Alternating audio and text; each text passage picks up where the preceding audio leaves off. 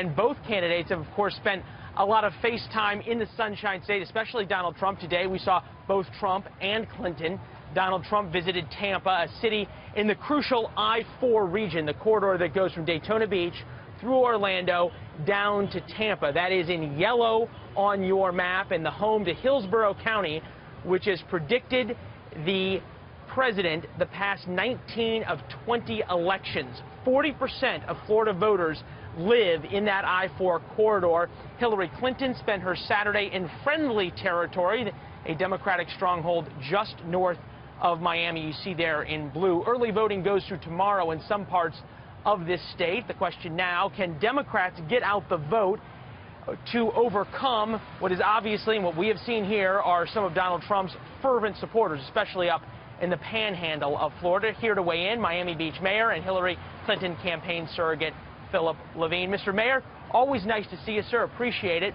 As the rain comes down here. No rain in Miami. There's never rain. We call it liquid sunshine. There you go. I like that. I like that. So now that we know you'll spin just about anything, spin for me early voting in Florida. Well, let me tell you what I know right now. In Miami Beach itself, as a microcosm, the early turnout vote is going to be literally twice as much as it was in 2012. And Miami Beach is historically a very strong Democratic city. Now, what Donald Trump's campaign will say to you is they'll say, absolutely, turnout is huge, and that is because there are so many absolutely fervent Trump supporters who won't tell you they're voting for Donald Trump, but they're coming to the polls. Well, in Donald's alternative universe, that may be true, but in the reality of the world today, we don't think that's true. Matter of fact, it's actually the opposite. There are so many Republicans, I hear it every day, that are voting for Secretary Clinton.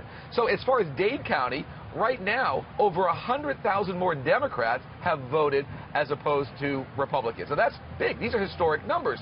And as you know, in the state of Florida right now, the Hispanic turnout, which is decidedly very Democratic going for Secretary Clinton, is up 30%. Now, is it up 30%, you think, for one of which reasons? A, there's more Hispanics. Puerto Ricans have obviously moved in, especially into the Orlando area, which was heavily Republican territory.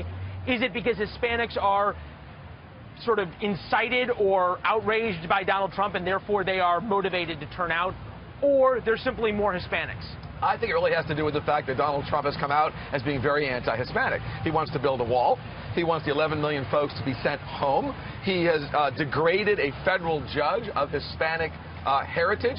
So I think if you put those three things together, I think the Hispanics are saying we want nothing to do with Donald Trump. We're seeing it here in Florida. I'm hearing it constantly. And, of course, the African Americans, same situation. Let's talk a little bit about Florida as we move north in terms of the I-4 corridor. And our Carl Cameron, who it's hard to argue with his political expertise as it goes so far back. Who wins I-4 wins Florida.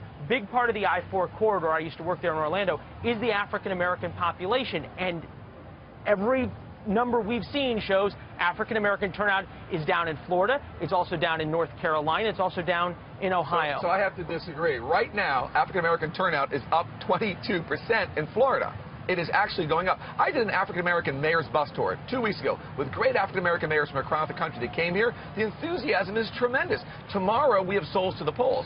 All the African-American churches are bringing in tremendous amount of them to the polls tomorrow. It's going to be very significant. So I think the enthusiasm's there. President Obama has been here nonstop, going out there and campaigning. And listen, there's a lot of problems going on in the Trump camp. The head of transition is facing a federal indictment charge, Chris Christie. So I'm not sure, where he's going to actually do the transition. Maybe that's going to be in jail, but we don't really know yet. Okay. Well, he was, in fairness, he was cleared. But your point, your point is well made. Donald's judgment. Donald's judgment is very poor. Let me ask you this, though. The other person who has shown questionable judgment at times is said by the FBI director was Secretary Clinton. And there's a real question in terms of if all you're saying is true, why is this race so close? You mean after a year investigation when he fully cleared her? And then well, he's cleared of any crime. They found out some backup emails that maybe they haven't seen or they possibly have seen. I mean, come on. Let Donald Trump focus on the emails. We're focusing on what affects the American people, not what Secretary Clinton is about. Is that what we're going to see in this closing argument, you think? No question about it. It's going to go more positive. Let Donald go with his emails. Secretary Clinton is about how does she raise the middle class and make America better for everybody. About the American dream, not about Donald Trump's 1%. Well, we'll see if her stump speech changes over the next couple of days. Obviously, 72 hours left. We know you were on the trail earlier. Sure you'll be out there tomorrow as well. Absolutely. Thanks, Mayor. Appreciate it. Thank you. All right.